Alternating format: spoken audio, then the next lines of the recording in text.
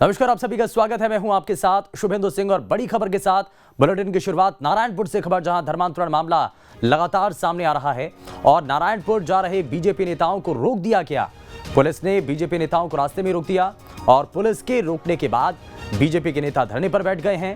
ये तस्वीरें आप देख रहे हैं। संतोष पांडे, केदार कश्यप, मोहन मंडावी नारायणपुर जा रहे थे।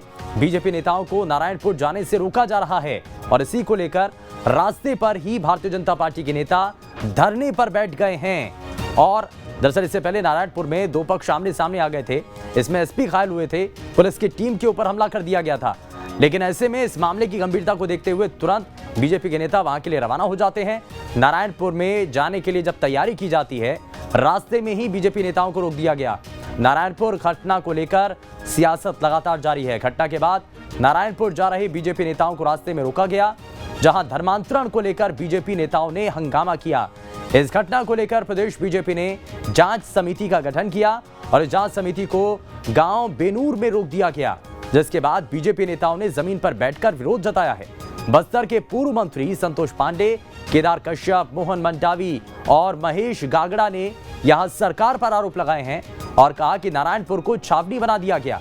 बीजेपी नेताओं ने कहा कि आज बस्तर के लोगों को जिस तरीके से मारा जा रहा है वो दुर्भाग्यपूर्ण है। तो नारायणपुर में धर्मांतरण का मामला सामने आता है, लेकिन अब यह मामला बढ़ता हुआ नजर आ रहा है। अंकुश हमारे संवाददाता जुड़ चुके हैं ज्यादा जानकारी के साथ। अंकुश, नारायणपुर का यह धर्मांतरण का मामला थमने का नाम नहीं ले रहा है, तेजी के साथ बढ़ता चला जा रहा है। बीजेपी के नेता जाते हैं, रास्ते में रोक दिया जाता है, धरने पर बैठ जाते हैं, आगे क्या अब?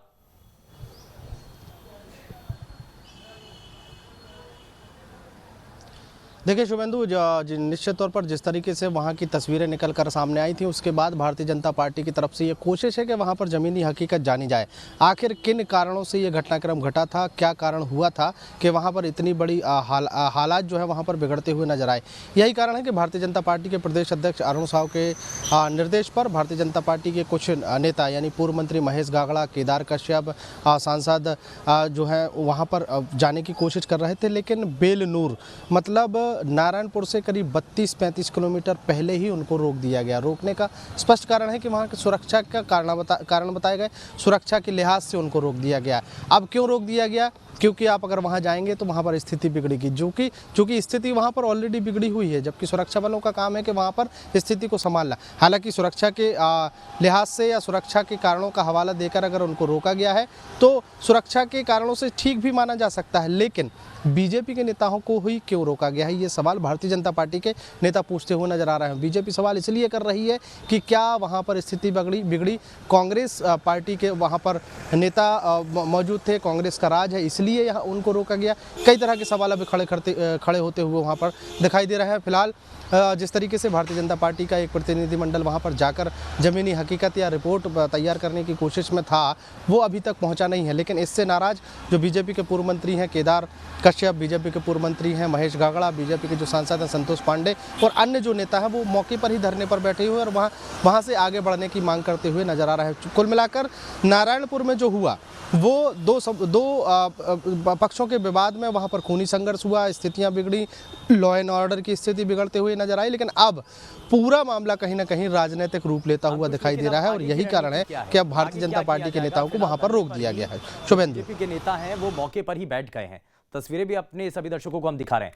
लेकिन अब आगे क्या होगा? क्या यहीं पर ये मामला थम जाएगा ये या फिर बढ़ता हुआ नजर आएगा?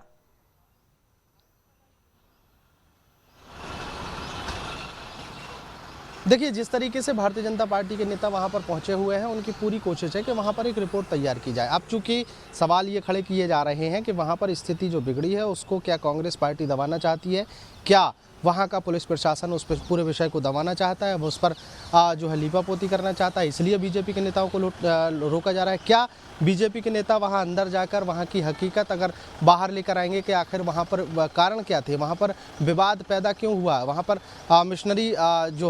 मिशनरी और आदिवासियों के बीच में विवादित स्थिति पैदा क्यों हुई, क्या धर्मांतरण का मुद्दा सही था तो क्या धर्मांतरण के कारण ही विवाद हुआ?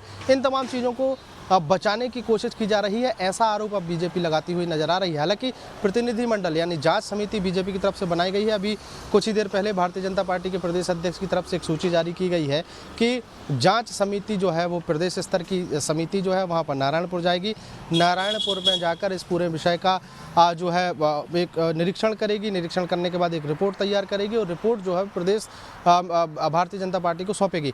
रिपोर्ट के बाद यही रिपोर्ट जो है वो आलाकमान को भेजे जाने की भी पूरी तैयारी है, जो दिल्ली में सबमिट की जाएगी। और दिल्ली आधार पर आप कुल मिलाकर इस पूरे विषय को, चूंकि धर्मांतरण से जुड़ा हुआ विषय है और धर्मांतरण का मामला जो है वो भी दिल्ली स्तर से ही उठाया गया था। दिल्ली के प्रवक्ताओं की तरफ से पहली बार बयान आए थे। इसको लेकर के अभी सियासत आगे बढ़ती हुई नजर आएगी, क्योंकि अभी फिलहाल धरने पर तो बीजेपी के नेता बैठ चुके हैं, लेकिन आगे इस मामले को लेकर तूल पकड़ता हुआ आप देख पाएंगे। खैर, बहुत शुक्रिया अंकुश इस पर जानकारी देने के लिए। आगे भी अपडेट लेंगे आपसे, लेकिन